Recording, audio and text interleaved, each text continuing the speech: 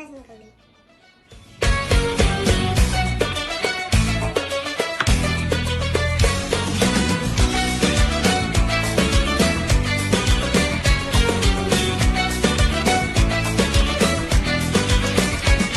Yanlışları seçtim, doğrum nerede?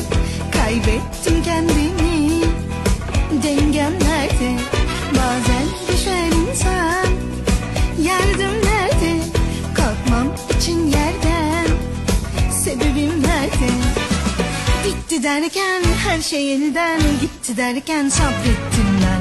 Tam o anda ummadığında bir güneş parlar bazen.